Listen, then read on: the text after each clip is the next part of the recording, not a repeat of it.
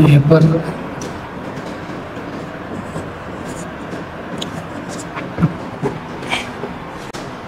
तो अपन को इसमें नॉर्मल कॉन्टैक्ट फोर्स निकालना है, मतलब कॉन्टैक्ट फोर्स निकालना कुल मिला के, है ना। तो क्वेश्चन है आपका शोज कॉन्टैक्ट फोर्सेस, इस टाइप से सिस्टम है अपना, और हमें ब्लॉक ए और बी पर कॉन्टैक्ट फोर्स शो करना है। तो देखो सबसे पहले ए की बात करते हैं। ए के कॉन्टैक्ट में क्या बी है, क्या सरफेस भी है क्या, नहीं है, तो ए पर ओनली बी लगाएगी फोर्स। तो इसको ऐसे बोल सकते हैं normal force on A due to B, pushing nature का होगा, है ना। बी पर क्या ए लगाएगा, क्या normal force on B due to A, क्या सरफेस भी लगाएगी, क्या normal force B due to surface. अगर मान लो मैं सरफेस को ही बना दूं तो सरफेस पे क्या normal force on surface due to B लगेगा क्या। तो इसमें एक्शन रिएक्शन पेयर कौन कौन से, ये और ये और ये और ये, कुछ समझना की बात, क्योंकि सेम नेचर के होंगे लेकिन डिफरेंट बॉडी पे। तो ये that is action reaction pair. Similarly ये भी क्या हो जाएंगे, एक्शन रिएक्शन पेयर, ठीक है। तो इसको लिखो जब तक मैं क्वेश्चन देता हूं आपको करना। क्वेश्चन है show contact force on block. Question first है,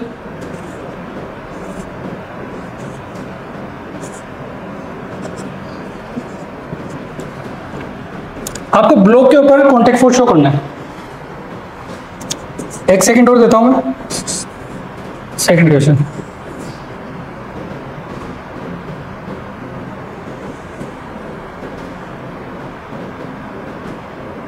एक स्पेयर भी दे दिया मैंने आपको,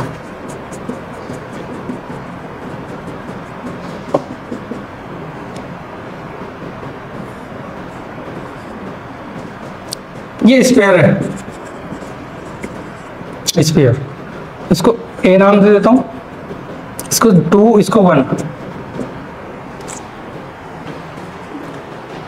आपको इस पर भी कॉन्टैक्ट फोर्स शो करना है, ओनली ब्लॉक पर करना है वैसे ना, ओनली ब्लॉक पर। क्या ही हो गया, करो फास्ट करो जब तक मैं और क्वेश्चन देता हूं।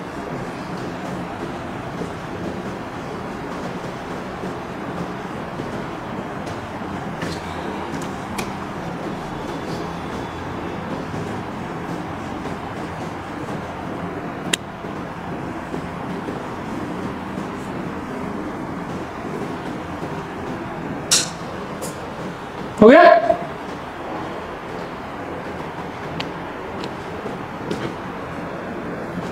कुछ क्वेश्चन है जो मैं आपको होमवर्क के लिए दूंगा, ठीक है, तो आपको घर से करके लाना है।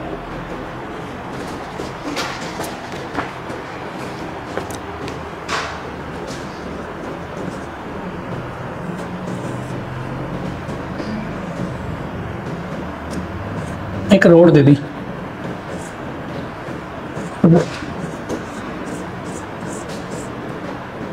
that is remote।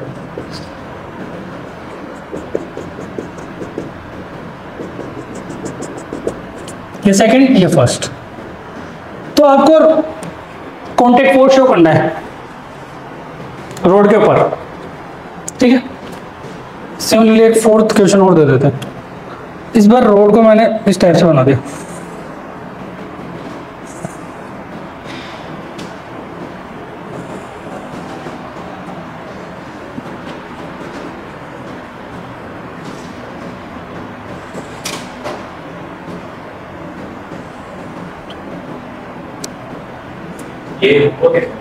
ये अभी करने होमवर्क तो मैं बाद में दूंगा मतलब सेंड कर दूंगा मैं।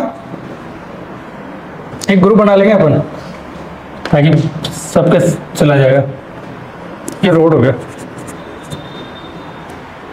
हो गया? तो समझना, ये तो बना लिया तुमने। तो देखो, वैसे आपको सबको आता होगा, आता है ना? चलो देखो क्या करना है, ये देख लो एक बार सब, एम मास का ब्लॉक है, इसको मैं इसको, हाँ चलो देखो, अगर मैं इसको 1 नाम दे दूं, या फिर सरफेस, तो ऐसे ही सरफेस बोल देते हैं, सरफेस। तो इस मास पर क्या यू फोर्स लगेगा क्या? अगर मैं इसको ए नाम दे दूं तो N A due to surface, ठीक है। सिमिलरली अब बताओ इसमें कितनी सरफेस कॉन्टेक्ट में? 2, एक तो 1 और एक 2। तो ध्यान से देखो, तो एक इस पर यू लगेगा, that is normal force on A due to 1, और एक यू लगेगा normal force A due to 2। जब भी स्पेयर दे रखा हो तो जो नॉर्मल फोर्स है ना, ये हमेशा सेंटर से पास होते हैं, ऑलवेज, ठीक है। चलो अगर मैं इसकी बात करूं, अब क्या करना चाहिए? सिर्फ इस केस में जो दोनों के बीच का थीटा है वो डिपेंड करता है कंडीशन के ऊपर।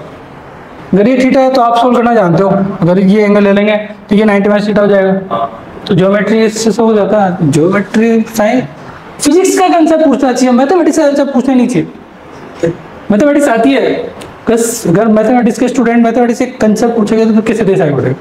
चलो देखो, इस पर बात करें। अब बताओ इसमें नॉर्मल कैसे लगा सकते हैं अपन? इस पर नॉर्मल कैसे लगाएंगे? देखो नॉर्मल कब लगाया जाता है? जब सरफेस डिफाइन हो। अब इसकी पॉइंट की सरफेस कैसे डिफाइन करोगे? पॉइंट ऑब्जेक्ट है, अगर मान लो कोई पॉइंट ऑब्जेक्ट है, उस पर सरफेस तो डिफर जगह नॉर्मल लेता है ना, कैसे भी लगा दो। लेकिन अब क्या है, दोनों में से एक की सरफेस डिफाइन होनी चाहिए। क्या दोनों में से एक की सरफेस डिफाइन क्या हुआ? हाँ सर, कौन सी? ये वाली सरफेस डिफाइन है तो इसके परपेंडिकुलर लगा दो। ये वाली सरफेस डिफाइन तो इसके परपेंडिकुलर लगा दो। ये हॉरिजॉन्टल सरफेस डिफाइन है ना, लेकिन इस पॉइंट की नहीं है, इस पॉइंट की नहीं है, तो इसको बोल दो नॉर्मल रोड पे 1 ने लगाया, नॉर्मल रोड पे 2 ने लगाया। अगर मैं इसकी बात करूं तो इसमें क्या इस पॉइंट की सरफेस डिफाइन है क्या? लेकिन इसकी तो डिफाइन है ना, तो इस पे ऐसे लगा दो और इस पर यूं लगा दो। तो ये क्या हो जाएगा? अगर मैं इसको 1 यहाँ बोल दूं तो ये हो जाएगा रोड ड्यू टू 1 और ये रोड ड्यू टू 2। क्या क्लियर है? बताओ। इसका एक क्वेश्चन है, मैं सेंड करूंगा आपको ना, जिसमें आपको नॉर्मल फोर्स निकालना है। तो आप कोई सी भी सरफेस रहेगी तो बना लोगे ना। चलो देखो, सेकंड पॉइंट लिखो, टेंशन फोर्स। ये तो हो गया ना इधर का? तो ठीक,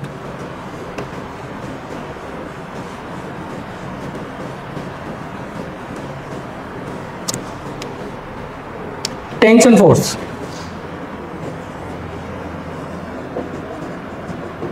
ये कॉन्टैक्ट फोर्स है कि नॉन कॉन्टैक्ट है? कॉन्टैक्ट। मोस्टली टेंशन किस में आती है?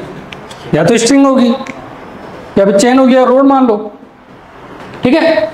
और स्ट्रिंग होगी वो इनएक्सटेंसिबल लेंगे मोस्टली अपन, मतलब फिजिक्स में मोस्टली सारे इनएक्सटेंसिबल पे वर्क करते हैं ना। तो फर्स्ट कौन सा नेचर होगा फोर्स का? इलेक्ट्रोमैग्नेटिक नेचर, ठीक है। तो नेचर क्या होगा? इलेक्ट्रोमैग्नेटिक इन नेचर, ठीक है। और टेंशन फोर्स समझ क्या ऑलवेज अलोंग द स्ट्रिंग लगता है क्या? अब बताओ पुशिंग नेचर का होगा कि पुलिंग नेचर का होगा? क्या अपन स्ट्रिंग से पुश कर सकते हैं क्या? लेकिन पुल तो कर सकते हैं, तो वही पुलिंग इन नेचर। और ये हमेशा टुवर्ड्स लगता है कि अवे फ्रॉम लगता है?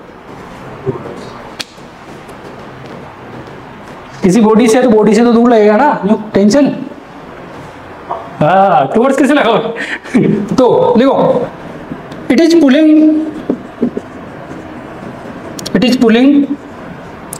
In nature, and always always x away from the system, away from the system, और ये हमेशा अलोंग द स्ट्रिंग रहेगा, ठीक है। तो always x along the string, जो हमेशा स्ट्रिंग के अलोंग रहेगा। जैसे कि फॉर एग्जांपल एक सरफेस के यहाँ एक ब्लॉक रखा हुआ है एम मास का, ठीक है। यहाँ पर एक चंगू, जैसे दो जने हैं ना चंगू मंगू, तो चंगू मंगू, तो ये अपना चंगू भैया है, चंगू भैया इसको लेके पकड़े कहीं खड़े हुए, ठीक है। तो टेंशन अलोंग द स्ट्रिंग लगेगी, तो हमें से क्या ध्यान रखना है, टेंशन किसे लगेगी, अलोंग द स्ट्रिंग। अगर मैं इसमें टेंशन को ड्रॉ करूं तो किसे शो करेंगे, ये ब्लॉक, तो ये हो जाएगा टेंशन, क्योंकि अलोंग द स्ट्रिंग टेंशन लगेगी हमें, अलोंग द स्ट्रिंग। चलो ये लो, ठीक है, इसको बनाओ फटाफट। तो अलोंग द स्ट्रिंग टेंशन लगेगी। अगर मान लो किसी एंगल पे कर दूं मैं, जल्दी बनाओ, हो गया। चलो देखो, अगर ये तो फर्स्ट एग्जांपल ले लो, सेकंड एग्जांपल, अगर मान लो मैं किसी एंगल पे लगा दूं तो यू एम ब्लॉक, अगर मैं किसे यूं लगा दूं, मतलब यूं लेके खड़ा हूं, ये लो, ये भी थोड़ी लंबी, तो इसका जो टेंशन है किस टाइप से लगेगा, कि यू लगेगा क्या, अलोंग द यू, बॉडी से दूर लगता है टेंशन में से, ठीक है। अगर मैं चंगू की बात करूंगा तो, अगर चंगू की भैया की बात करते हैं तो वो यू लगेगा, फिर बॉडी के लिए यू, इसके लिए यू, हरी बात समझना। तो टेंशन हमेशा अवे फ्रॉम द बॉडी लगता है, बॉडी से दूर। अब डिपेंड करते हैं ना अपन सिस्टम किसको लें, ठीक है। तो एक पॉइंट और है, देखो इंपॉर्टेंट पॉइंट है, first second third, fourth point लिखो। This is the force applied by the string, this is the force applied by the string, this is the force applied by the string, this is the force applied by the string on object or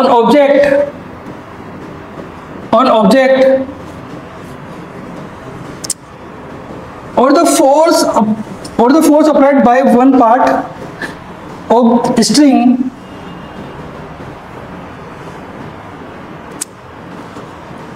or one part of string on the other part of the string, मतलब अपन ऐसे ही बोल सकते हैं कि one string के one part से string के दूसरे पार्ट पे भी लग रहा हो। जैसे कि फॉर एग्जांपल इसको समझो, जैसे कि मान लो मैंने एक स्ट्रिंग को यूं होल्ड कर रखा है, ये स्ट्रिंग को मैंने ऐसे होल्ड कर रखा है, तो मैंने बीच में कोई स्ट्रिंग है, इसको ए पॉइंट दे दिया, इसको बी पॉइंट दे दिया, ठीक है। अगर मैं ये स्ट्रिंग है पूरी, मान लो अगर मैं इसको सिस्टम कंसीडर कर लूं, मतलब ये ऐसे, ये बी पॉइंट, ये ए पॉइंट, अगर मैं इसको सिस्टम कंसीडर कर लूं तो अवे फ्रॉम द बॉडी ये टी ए हो जाएगा, अवे फ्रॉम द बॉडी ये टी बी हो जाएगा। तो अपन ऐसे बोल सकते हैं कि स्ट्रिंग का एक पार्ट स्ट्रिंग के दूसरे पार्ट पे फोर्स लगा रहा है, सारी बात समझ में। तो आप चाहो तो इसको लिख सकते हो सिस्टम, तो ये सिस्टम कंसीडर कर दूंगा तो अपन ऐसे बोल सकते हैं कि स्ट्रिंग का वन पार्ट स्ट्रिंग के दूसरे पार्ट पर फोर्स लगा रहा है। तो ये जो फोर्थ पॉइंट है बहुत इंपॉर्टेंट है, ध्यान रखना, ठीक है। अब बात करते हैं आइडियल स्ट्रिंग क्या होती है। Ideal string, do you know ideal string? हाँ सर, हम तो सब कुछ जानते सर, हम तो बस रिवीजन करने आया था, बाकी तो हम सब आता। क्या मासलेस स्ट्रिंग होगी? क्या लाइट स्ट्रिंग होगी? क्या इनएक्सटेंसिबल स्ट्रिंग होगी? इनएक्सटेंसिबल वो आइडियल स्ट्रिंग होती है, ठीक है। तो लिख लो मासलेस, मासलेस मतलब मास इक्वल टू 0, और क्या बोल सकते हैं एंड इनएक्सटेंसिबल मतलब वो खींची भी नहीं जाएगी, एज सॉलिड की तरह काम करेगी, सॉलिड बॉडी की तरह। मासलेस का मतलब क्या होता है? लाइट स्प्रिंग भी बोल सकता हूँ, लाइट स्प्रिंग। देखो मैं लाइट स्प्रिंग इसलिए ले रहा हूँ, कभी कभी न्यूमेरिकल में लाइट स्प्रिंग वर्ड काम आ जाता है, इसलिए इसको लाइट स्प्रिंग भी बोल देते हैं, तो आप वहां पे कंफ्यूज नहीं होगा। अब देखो आइडियल स्ट्रिंग को, आइडियल स्ट्रिंग जब बोलेंगे जब इसकी डायरेक्ट टेंजेंशियल डायरेक्शन में कोई एक्स्ट्रा फोर्स नहीं लग रहा हो, है ना। तो लिखो इसमें एक लाइन लिख लो उसके बारे में, यहाँ पे लिख लेना एक लाइन एरो बना के लिखो। टेंशन इन, टेंशन के बारे में बता, tension in massless string, tension in massless string is remain same everywhere. हाँ हाँ लिखो, tension in massless string is remain same everywhere through out the string, through out the string मतलब through out string. इस जो ideal string होगी ना उसमें tension same रहेगा, क्यों रहेगा अभी बताएंगे। Throughout the string if no tangential force is applied on the string, ये इंपॉर्टेंट बात है। मतलब मैंने क्या किया, उसके स्ट्रिंग के अलोंग कोई भी एक्स्ट्रा टेंजेंशियल फोर्स नहीं लगाया, तो उसका जो टेंशन है वो हमेशा क्या रहेगा, सेम रहेगा। ठीक है, देखो कैसे, चलो इसी में समझ लेते हैं, इसी में समझ लेते हैं। जैसे मान लो कि अब ना चंगू भैया ने इसको खींचा 10 न्यूटन से खींचा। अब मैं बोल देता हूं ये स्ट्रिंग है क्या, आइडियल। ये कौन सी स्ट्रिंग है, आइडियल स्ट्रिंग। तो इसमें टेंशन क्या आएगा, 10 न्यूटन, 10 न्यूटन। अब ध्यान से सुनो कि हमेशा मैंने बोला कि इसमें हमेशा टेंशन सेम क्यों आएगा, समझो। अब एनएलएम सेकंड की बात करिए, एनएलएम सेकंड सुना है नाम, तो उसमें क्या होता है, net force equal to M into a. अब मैं बोलूं, मैंने बोला देखो एक्सेलरेशन किसी भी डायरेक्शन में मान सकते हो, कोई प्रॉब्लम नहीं है ना। वो जो अगर पॉजिटिव आ जाएगा तो वैल्यू सही है, नेगेटिव आ जाएगा अपोजिट डायरेक्शन कर देना, तो ये सब मैथमेटिक्स दे देगी हमें, है ना। तो अपन मैंने बोला कि T A minus T B equal to M into a हो जाएगा क्या। अब मैंने बोला ये आइडियल स्ट्रिंग है, तो क्या मास 0 है क्या, तो क्या मैं मास को 0 कर दूंगा, मास को 0 कर देंगे तो क्या tension A equal to tension भी आ जाएगा। तो इसलिए ये जो आइडियल स्ट्रिंग होती है उसमें टेंशन की वैल्यू सेम आती है, क्योंकि मास है ही नहीं, जब मास नहीं है तो टेंशन भी सेम है। तो आप इसको लिख सकते हो।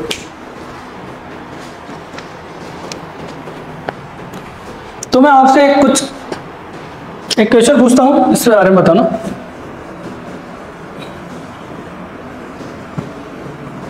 इसको रब कर दूं, कोई प्रॉब्लम, इसको रब कर दे। चलो आप इसको लिखो, जब तक मैं आपको एक क्वेश्चन देता हूं, आपको ट्रू फॉल्स बताना है, ट्रू फॉल्स, ठीक है। तो क्वेश्चन है,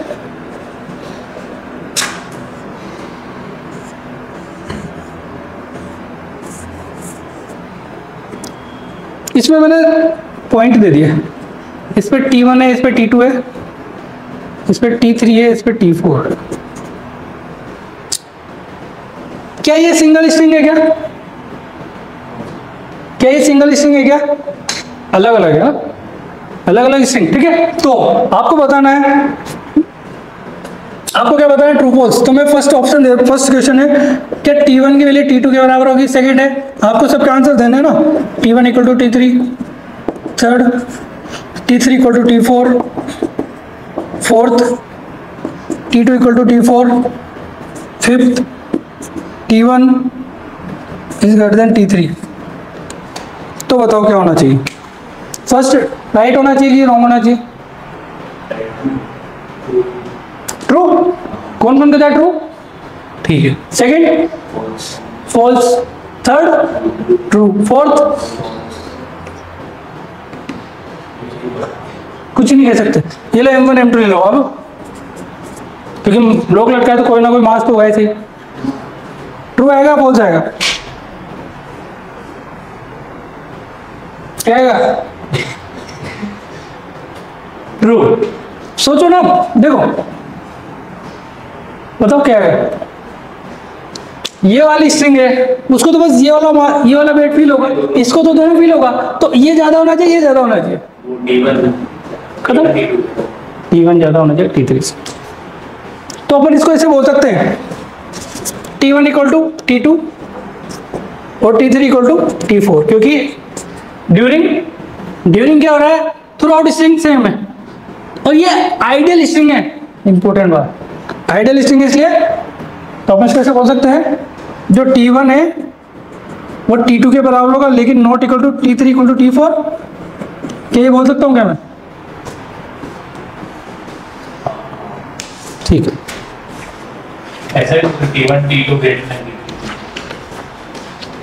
then T1 equal to T2 greater than, हाँ तो वो तो यहीं पे हो गया ना। हाँ मतलब वो फिर वो अपनी क्या बोलते हैं, अपनी कलाकारी है तो फिर तो इसको रब कर देते हैं ना। तो आई बात समझ में? चलो मैं आपसे एक जनरल क्वेश्चन पूछता हूँ, क्लियर है ना बात? एक्शन रिएक्शन पेयर सब क्लियर है ना? देखो इसके क्वेश्चन बनते बेटा, ऐसे बोल रहा हूँ मैं, इसको रब कर दें। चलो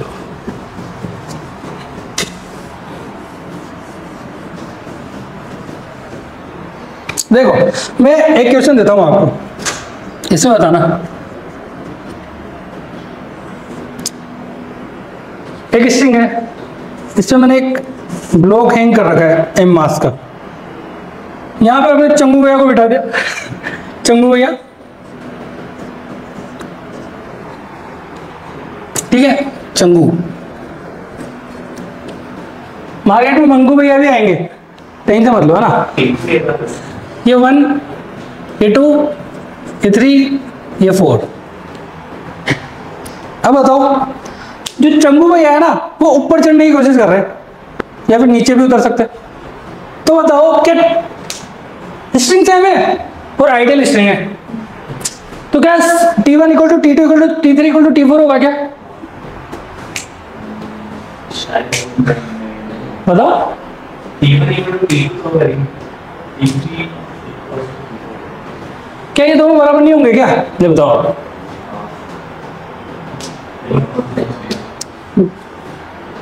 देखो यहाँ पे क्या होगा समझो, जब चंगू भैया जब ऊपर चढ़ेंगे या नीचे आएंगे, तो क्या ये इसके अलोंग का फोर्स लगाएंगे क्या?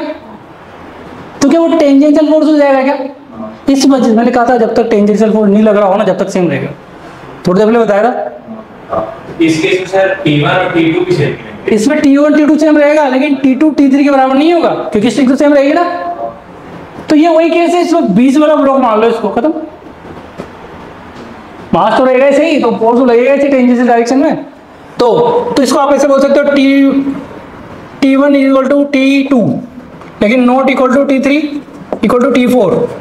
तो ये कंडीशन हो जाएगी क्या? टेंजेंशियल का मतलब क्या होता है, कुछ पता है? सर्कुलर मोशन पढ़ा है?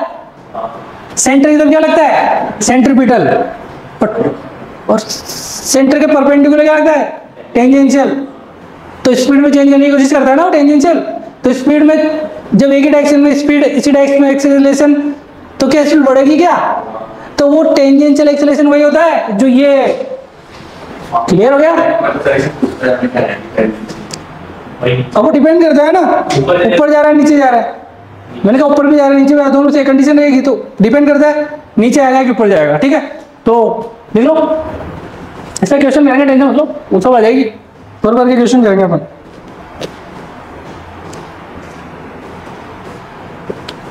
चलो मैं एक क्वेश्चन और देता हूं।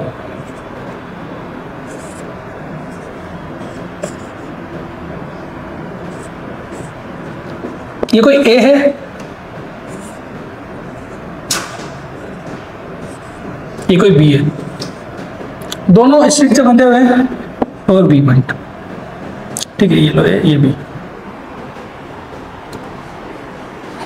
जो स्ट्रिंग है वो क्या है, मासलेस है। इफ स्ट्रिंग मासलेस, तो देखो स्ट्रिंग मासलेस है, तो अगर मैं एक ही बात करूं, टेंशन हमेशा बॉडी से दूर लगता है, तो अपने लिए फिलहाल ये बॉडी है, तो क्या टेंशन यूं लगेगा क्या इस ए पॉइंट पर, और मैं बी पॉइंट की बात करूं तो क्या बी पॉइंट पर यूं लगेगा क्या। इसको बोलते थे चंगू, इसको बोलते थे मंगू, चंगू भैया मंगू भैया। अब बताओ कि टी ए और T B action reaction pair होंगे क्या।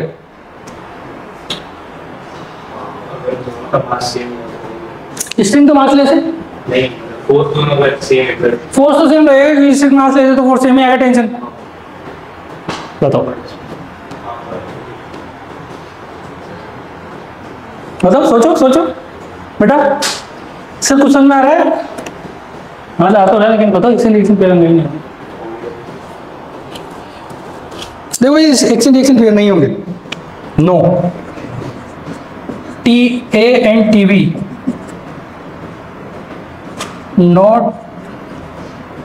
Is not action reaction pair. अब बताओ क्यों नहीं होंगे, और होंगे तो क्यों होंगे, नहीं होंगे तो क्यों नहीं होंगे। मैंने अभी आपको बताया था, स्ट्रिंग है ना सेगमेंट में होती है, एक तरह से मान लो सेगमेंट से, तो क्या यहाँ पर इसके जो पार्ट ने फोर्स लगाया होगा और इधर वाले पार्ट ने इस पर फोर्स लगाया होगा, तो क्या एक नहीं लगाएगा उसको फोर्स। मैंने बताया था ना अभी थोड़ी देर पहले, अभी ए और बी से बनाया था, ये बी पार्ट ये ए पार्ट, तो इसमें ये लगेगा ये लगेगा, तो दोनों अलग अलग लगा रहे, तो एक्शन रिएक्शन कैसे हुआ। एक्शन रिएक्शन कब होता है, जब सेम सरफेस सेम होनी चाहिए लेकिन अलग अलग बॉडी पे लगेगा। कुछ बात समझ में आई तो लिख लो। अगर आप देखना चाहो तो आप ऐसे बोल सकते हो, और ज्यादा क्लियर कर देंगे। क्यों नहीं है, देखो मैं बोलूं टी, जो टी ए है, ध्यान से देखो, स्ट्रिंग को एज सरफेस मान लेता हूं मैं ज्यादा क्लियर करने के लिए। टी ए तो tension force, tension on A due to string, ये हुआ ना।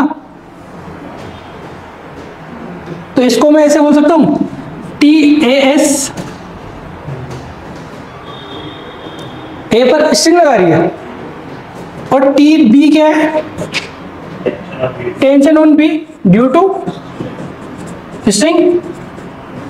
क्या बताओ ये एक्शन रिएक्शन कहां से हो गए, ये दोनों अलग लगा रहे हैं सेम बॉडी का से। हाँ मतलब अगर आप बोलना चाहो ना कि इसको अगर एक्शन रिएक्शन बोलना चाहते हो, तो आप इसको एक्शन रिएक्शन जब बोलोगे, जब स्ट्रिंग का ये वाला पार्ट, ध्यान से देखो ये स्ट्रिंग है, तो इस पर चंगू भैया इसको खींच रहे हैं, मतलब ऐसे टी स्ट्रिंग ऑन ए, तो ये आपस में क्या होंगे, action reaction. T string on B, T on string due to B, T on string due to A, तो ये आपस में एक्शन रिएक्शन पेयर होंगे, लेकिन ये आपस में एक्शन रिएक्शन पेयर नहीं होंगे। क्लियर है, चलो एक्शन रिएक्शन पेयर क्या होंगे, बी ने सरफेस पे लगाया, मतलब स्ट्रिंग पे लगाया, और स्ट्रिंग ने बी पे लगाया, तब दोनों अलग अलग है लेकिन दोनों का कॉन्टेक्ट पॉइंट सेम है। तो अब अपन फोर्स एनालिसिस की बात करेंगे। लिखो force analysis of the system. पूरे एनएलएम में बस ये काम की बात है जो पढ़ रहे अपन, क्योंकि न्यूटन मतलब फोर्स, तो फोर्स को एनालिसिस कर लो, तो इसमें अपन सिस्टम को भी डिफाइन करेंगे। किसी भी ऑब्जेक्ट को अपन सिस्टम कब मानेंगे, अपन ये बताएंगे इसके बारे में। जब अपन सिस्टम के बारे में समझ जाएंगे तो हमें कोई प्रॉब्लम नहीं आएगी, ठीक है। तो लिखो, तो इसमें कुछ स्टेप्स है। Force analysis of the system. तो step 1, first step, define the system. पहले सिस्टम को डिफाइन करो। ये फोर्स एनालिसिस है, तो अपन इसमें फोर्स जो लगाएंगे ना, तो उससे पहले अपन को सिस्टम को क्या करना पड़ेगा, डिफाइन करना पड़ेगा। तो अगर कोई भी सिस्टम है, कंडीशन क्या होगी कि वो प्योर ट्रांसलेशन मोशन में होगा। प्योर ट्रांसलेशन मोशन का मतलब है कि या तो उसका एक्सेलरेशन और वेलोसिटी सेम होना चाहिए। अब एक्सेलरेशन और वेलोसिटी सेम होने का मतलब क्या है, एक्सेलरेशन सेम कब होगा, जब उसका मैग्नीट्यूड सेम हो, डायरेक्शन भी सेम हो। वेलोसिटी सेम कब हो सकती है, जब उसका मैग्नीट्यूड सेम हो, उसकी डायरेक्शन सेम हो। मान लो एक ऑब्जेक्ट यूं जा रहा है एक एक्सेलरेशन से, और उसी से बंधा हुआ एक ऑब्जेक्ट यूं जा रहा है एक एक्सेलरेशन से, क्या दोनों का एक्सेलरेशन सेम है क्या,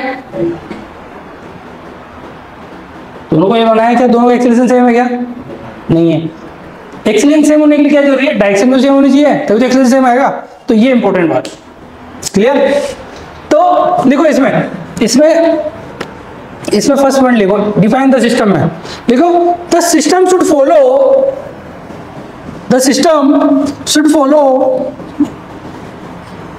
should follow condition of pure translational motion. The system should follow pure translation motion। अब प्योर ट्रांसलेशन मोशन का मतलब क्या होता है, फॉलो करेगा सिस्टम प्योर ट्रांसलेशनल मोशन, मतलब एक्सेलरेशन और वेलोसिटी क्या होनी चाहिए, एक्सेलरेशन एंड वेलोसिटी क्या होनी चाहिए, सेम होनी चाहिए ऑफ ईच बॉडी। मतलब जिसको आप सिस्टम के अंदर कंसीडर करोगे, ये देखो ये वही चीज है। इससे क्या बहुत सारे स्टूडेंट पता नहीं, मतलब प्रॉब्लम ये आती है कि वो सिस्टम को ही नहीं पता पाते इसको सिस्टम किसको ले। तो सिस्टम लेने के लिए आपको पहले पता होना चाहिए कि दोनों का वेलोसिटी या एक्सेलरेशन सेम होना चाहिए, ठीक है, वेलोसिटी एंड एक्सेलरेशन। तो each body inside the system, acceleration for each body inside the system should be same। तो एक्सेलरेशन और वेलोसिटी क्या होनी चाहिए, सेम होनी चाहिए। देखो ये बहुत इंपॉर्टेंट बात है जो मैं बता रहा हूँ, यही बहुत काम की बात है कि अगर जो भी आप सिस्टम में ले रहे हो तो उसमें एक्सेलरेशन और वेलोसिटी क्या होनी चाहिए, सेम होनी चाहिए। और सेम होने के लिए क्या क्या जरूरी है, मैग्नीट्यूड सेम हो और डायरेक्शन भी सेम हो। क्लियर है ना। चलो सेकंड पॉइंट लिखो इसमें। अब सिस्टम में जरूरी है कि एक ही बॉडी आए, दो भी बॉडी आ सकती है, तीन भी आ सकती है ना। तो लिखो सिस्टम में कंटेन वन और more than one bodies. System में कंटेन वन और more than one bodies. System में कंटेन वन और more than one bodies. System में कंटेन वन और मोर देन वन बॉडी। अब इसको एग्जांपल से समझते हैं, अभी क्लियर कर जाएगा आपका पूरा। ये ए ले लिया, ये बी ले लिया, इसको सी से जोड़ दिया मैंने, इसको एक पुली से जोड़ दिया, इसको डी से जोड़ दिया, इसको फिर एक पुली से जोड़ दिया,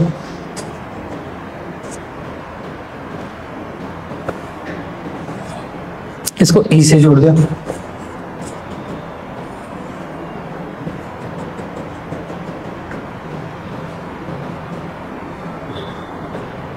ये अपने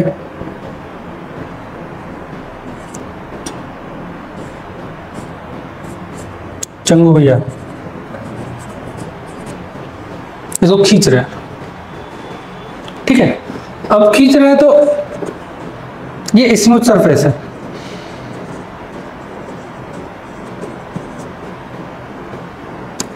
ये वाली सरफेस स्मूथ है ए और बी के बीच। अब मैंने बोला कि चंगू भैया ने इसको खींचा ए एक्सेलरेशन से, तो ये स्ट्रिंग भी क्या इसी से आएगी। मैंने बोला क्योंकि ये इनएक्सटेंसिबल है, तो जो बॉडी का है वही स्ट्रिंग का एक्सेलरेशन होगा, तो इसका भी ए एक्सेलरेशन होगा, पर इसका भी ए होगा और इसका भी ए एक्सेलरेशन होगा। ठीक है, बात समझ में आ रही है ना। तो मैं आपसे पूछता हूँ question, in the diagram which we consider as a system, मतलब मैं किसको सिस्टम कंसिडर कर सकता हूँ? मैं बॉडी के नाम लिखता हूँ, आप बताना कि है कि नहीं है। बी प्लस सी, सेकेंड है सी प्लस डी,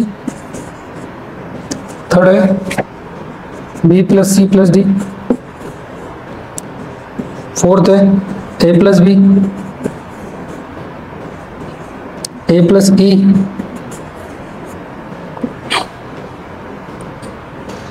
एफ है डी प्लस ई,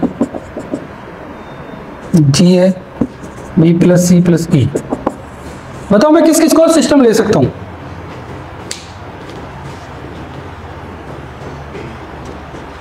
क्या मैं बी प्लस सी को सिस्टम ले सकता हूं? क्या बी प्लस सी को?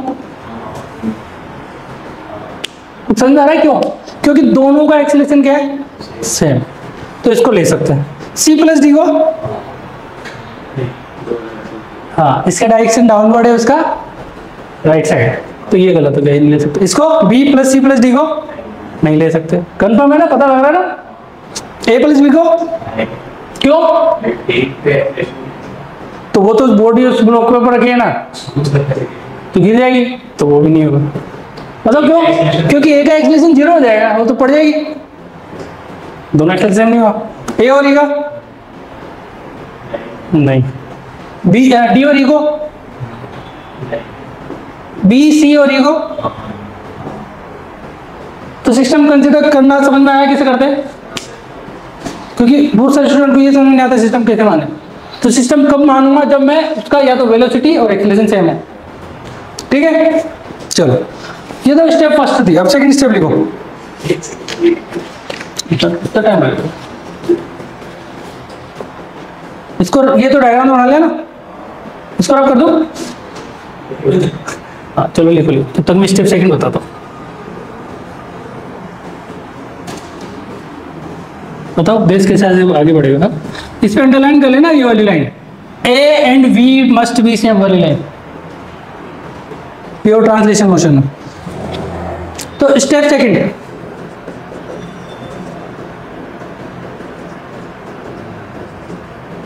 Define the surrounding.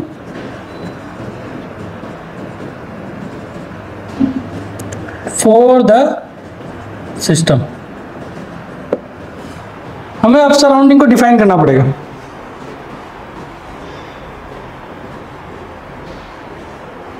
अब सराउंडिंग में दो तरह से हो सकती है, या तो कांटेक्ट में हो या फिर विदाउट कांटेक्ट हो। तो लिख लो, two type of meaningful, two type of meaningful surrounding, two type of meaningful surrounding of the system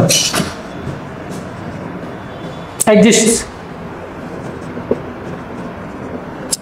दो टाइप की सराउंडिंग एग्जिस्ट कर सकती है, ठीक है? या तो which are in contact, first क्या होगा? विच आर इन कॉन्टेक्ट, या तो कॉन्टेक्ट में होगी या फिर नॉन कॉन्टेक्ट होगी, ठीक है? विच आर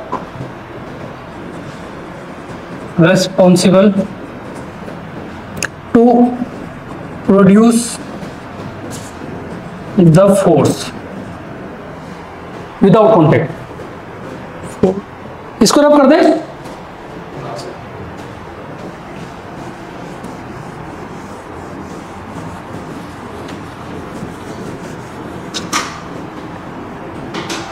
ये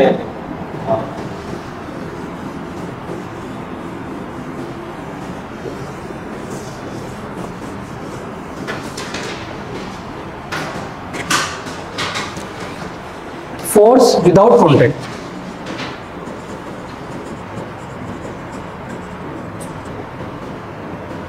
अब जो कॉन्टेक्ट में नहीं हो फिर भी रेस्पॉन्सिबल होता है कौन सा? Gravitational force.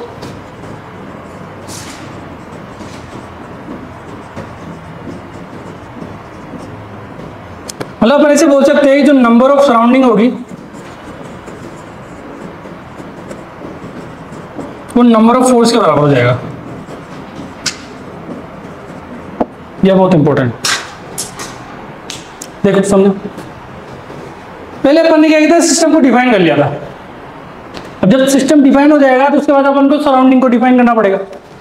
सिस्टम की सराउंडिंग को डिफाइन करेंगे। अब सिस्टम की सराउंडिंग दो तरह से हो सकती है, एक तो कॉन्टेक्ट में और एक विदाउट कॉन्टेक्ट। अगर कॉन्टेक्ट में होगा तो भी अपन सरफेस जो भी कॉन्टेक्ट में होगी पता चल ही जाएगा। विदाउट कॉन्टेक्ट क्या होता है, जैसे कि एक mg नाम का फोर्स होता है, ग्रेविटेशनल फोर्स, तो विदाउट कॉन्टेक्ट होता है। तो क्या होगा, number of surrounding equal to number of forces, ये होता है। अब ये बहुत काम की बात है ये वाली, क्योंकि जब आपसे पूछा जाता है कि यार इसमें कितने फोर्स लग रहे होंगे, तो आप इसी से डिनोट कर पाओगे। तो आपको उसको डिफाइन करने के लिए आपको क्या करना पड़ेगा, आपको नंबर ऑफ सराउंडिंग देख लेना, वो नंबर ऑफ फोर्स के बराबर हो जाएगा। जैसे आपसे क्वेश्चन पूछा जाए कि किसी बॉडी पर कितने फोर्स लग रहे हैं, तो आप कैसे बताओगे, by the surrounding, number of surrounding that is number of force. ठीक है, तो देखो एक एग्जांपल लेते हैं अपन। मैंने क्या किया, एक सरफेस ली, सरफेस पे एक ब्लॉक रखा, इसका बी नाम दे देता हूं, और एक ब्लॉक यहाँ रखा, इसको ए नाम दे देता हूं, और एक ब्लॉक रखा डी, और एक ब्लॉक यहाँ रख देता हूं ऊपर, ठीक है, सी। और यहाँ पर एक अपने चंगू भैया को भी इसको पुश कर रहा है, ठीक है, तो ये चंगू भैया। तो आपको क्या करना है, आपको बताना है कि बॉडी पर कितने फोर्स अप्लाई हो रहे लग रहे हैं। तो बता सकते हो इंडिविजुअल से भी बॉडी में बताना है आपको। हाँ, इस पे इस पे इस पे इस पे इस पे सब पे बताना कितने फोर्स लग रहे होंगे। चलो आप बताओ इस पर कितने फोर्स लग रहे होंगे, number of force equal to number of surrounding. तो कॉन्टेक्ट में भी हो सकता है, विदाउट कॉन्टेक्ट भी हो सकता है। विदाउट कॉन्टेक्ट तो ग्रेविटेशनल होगा, कॉन्टेक्ट में क्या आएगा, जो फोर्स लग रहे होंगे। ठीक है, तो बताओ, तो number of surrounding equal to number of forces. तो बताओ क्या होना चाहिए सर, क्या पूछ लिया सर। देखो मैं पहले सी की बात कर लूं, सी बॉडी पर दो फोर्स लग रहे होंगे, एक तो सरफेस लगा रही होगी और एक mg, ठीक है। तो एक तो सरफेस लगाएगी और एक अर्थ लगाएगी, दो फोर्स। तो इससे कितने फोर्स लगाए, 2। तो इसकी नंबर ऑफ सराउंडिंग कितनी हो गई, 2, क्योंकि number of force equal to number of surrounding. अब मैं बात करूं डी पर, डी पर कितने फोर्स लग रहे होंगे,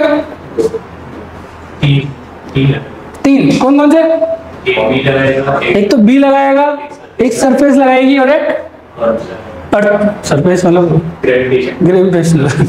ठीक है, तो डी पे देखो, डी पे लग रहे होंगे 3 फोर्स। एक तो लगाएगा ड्यू टू बी, और एक लगाएगा सरफेस, और एक लगाएगा अर्थ। तो कितने फोर्स हो गए, 3। तो डी के लिए नंबर ऑफ सराउंडिंग कितनी, 3। देखो ये इंपॉर्टेंट है, ये आपको एक बार समझ में आ गया ना, तो आपसे कभी पूछो इसमें कितने फोर्स लगे होंगे तो आप इसी से बता पाओगे। तो डी पे हो गया। अब मैं बात करूं चंगू भैया पे, चंगू भैया पे कितने फोर्स लग रहे होंगे, 1 2 3। देखो एक तो सरफेस लगा रही होगी, सर वो तो वो ही है, चलो इसको चिपका दे पता लगे। और एक ब्लॉक लगा रहा होगा, ब्लॉक ए, और एक अर्थ, धरती माता का, धरती माता से कभी दूर नहीं जा सकते है ना। तो इस पे भी कितने फोर्स लग रहे हैं, नंबर फोर्स 3। सिमिलरली अगर मैं ए की बात करूं, ए पे कितने फोर्स लग रहे होंगे, ए पे 4, उस पे डी, इस पे 4, बहुत नाइंसाफी है। इस पे डी पे कितने लग रहे थे, 3, इस पे 4, तो नाइंसाफी हो गई है ना। चंगू भैया ने आ गया, अगर तो मंगू भैया होते तो क्या दोनों बराबर हो जाते। तो ए पे कौन सा लग रहा होगा, एक तो सरफेस लगा रही होगी, ये वाली सरफेस, ये लो इसको सरफेस बोल देते, कंफ्यूजन नहीं होगा आपको ना। और एक चंगू भैया लगाएंगे, और धरती माता का प्यार तो कहीं भी नहीं जाएगा, और बी, ड्यू टू बी। तो number of force equal to 4। तो तो number of force equal to number of surrounding. Clear? अब बी ब्लॉक की बात करते हैं। बी पे कितने फोर्स लगेंगे? बी पे एक तो सी लगाएगा, ए लगाएगा, बी लगाएगा, सरफेस लगाएगी, और एक धरती माता का प्यार और जगह ऐसी। सर जो सरफेस लगा है वही फ्रिक्शन, मतलब सरफेस कौन सा? नॉर्मल सब फ्रिक्शन वो तो रखा हुआ है। फ्रिक्शन अभी मत सोचो, फ्रिक्शन जब फ्रिक्शन पढ़ेंगे ना, जब समझाऊंगा वहां पे, क्योंकि आते तो क्या ये सोचते हैं कि फ्रिक्शन सर आपने तो number of surrounding number of force आगे बताएंगे, 1 2 3 4 5, तो इस पे कितने फोर्स लगेंगे? Number of. तो बात समझ में आ गई। तो स्टेप थर्ड की बात करते हैं। तो फर्स्ट स्टेप में क्या किया था हमने? सिस्टम को डिफाइन किया। सेकंड स्टेप में क्या किया हमने? सराउंडिंग को डिफाइन किया और ये बताया कि कितने फोर्स लगेंगे, number of surrounding equal to number of force. Now step third, अब क्या करेंगे अपन? एफबीडी को ड्रॉ करेंगे, मतलब उसको आइसोलेट कर देंगे। कोरोना में आइसोलेट बहुत सबको किया गया था, आइसोलेट कर देते थे। तो आइसोलेट करने का मतलब उसको दुनिया से दूर कर देना। दुनिया से दूर कर देना मतलब उस ब्लॉक को छोड़कर सबको हटा दो और उसमें जो जो फोर्स है वो लगा दो, दैट इज एफबीडी। तो स्टेप थर्ड है draw free body diagram. Free body diagram, इसको मैं एफबीडी बोलूंगा अब हमेशा, है ना, फर्स्ट टाइम लिखा इसलिए फ्री बॉडी डायग्राम लिखते हैं, ठीक है। तो इसमें क्या करते हैं? आइसोलेट करते हैं, isolate the system, isolate the system from उसके सराउंडिंग से अपन उसको आइसोलेट कर देते हैं, फ्रॉम इट्स सराउंडिंग। इसके बाद क्या करते हैं? Draw all forces acting on the system by the surrounding. जो सराउंडिंग फोर्स लगाएगी वो अपन उस पर ड्रॉ कर देंगे। तो इससे हमारा ये स्टेप थर्ड कंप्लीट होता है। तो ये हमारा फोर्स एनालिसिस का स्टेप थर्ड था। तो ये स्टेप थर्ड समझ में आएगी बात? तो स्टेप थर्ड में देखो, मतलब हमें कुल मिला के क्या करना है? एफबीडी बनाना है। तो एफबीडी जैसे कि मैं आपको क्वेश्चन देता हूं, draw the free body diagram.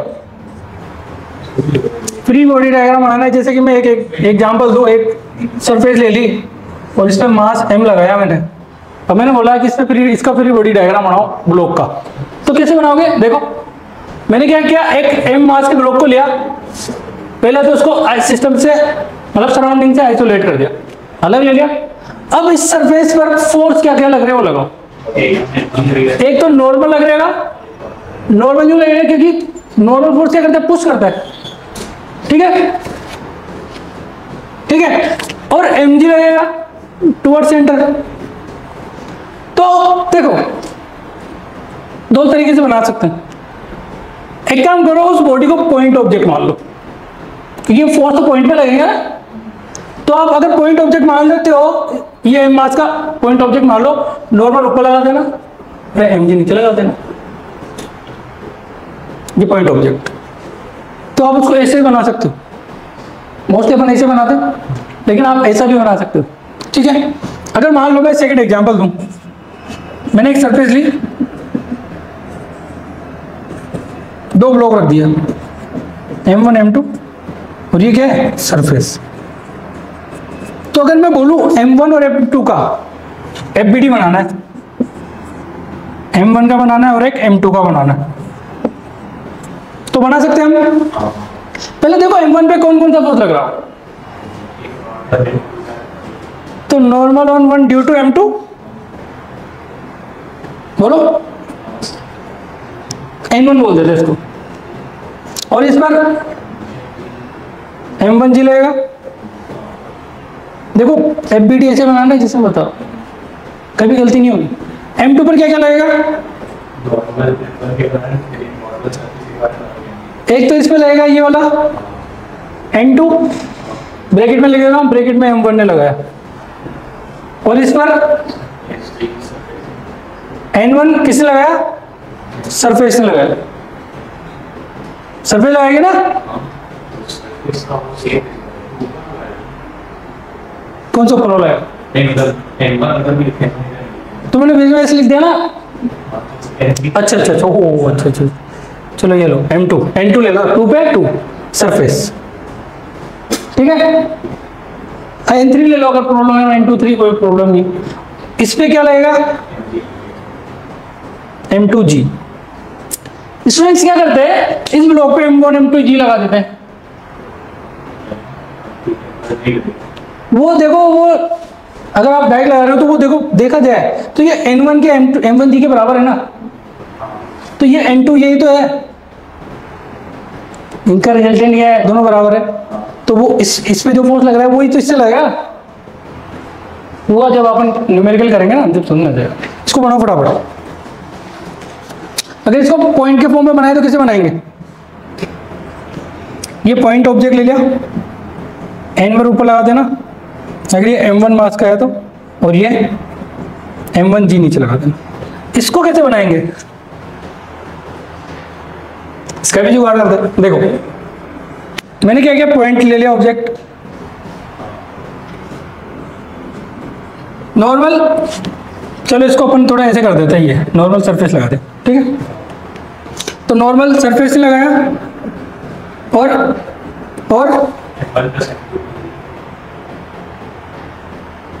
M2G नीचे लग गया। इसको ऐसे करते हुए यूं बना सकते हो आप। बात समझ आ गई?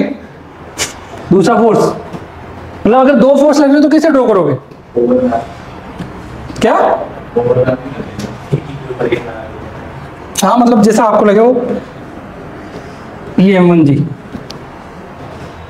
है ना, बना लो ना एक बना के उसमें ही G को हाँ वो लगा सकते हो आप, कोई प्रॉब्लम नहीं है।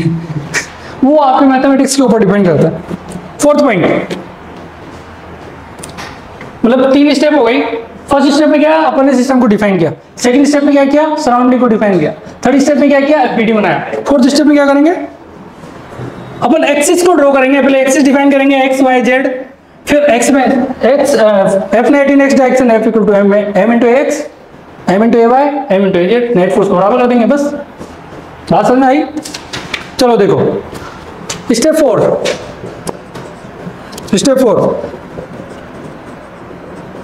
Define the axis. एक्सिस को डिफाइन करो and write down the equation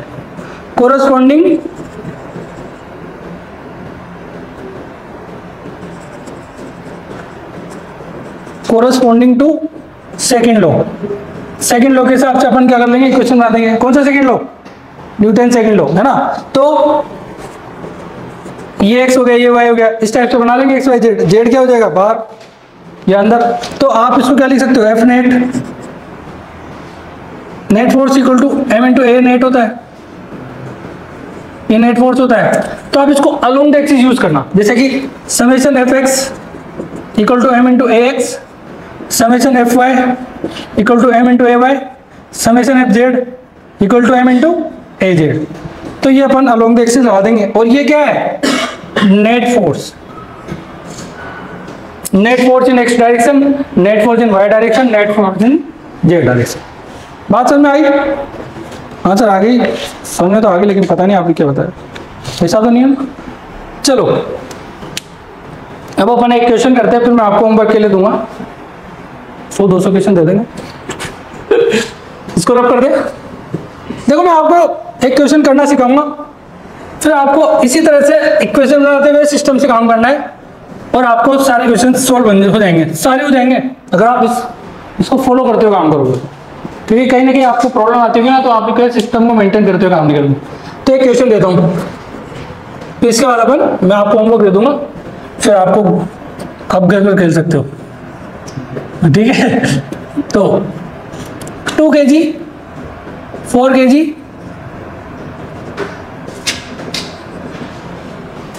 तो आपका क्वेश्चन है draw FBD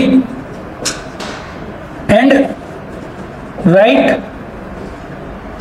right the equation, मतलब NLM सेकंड।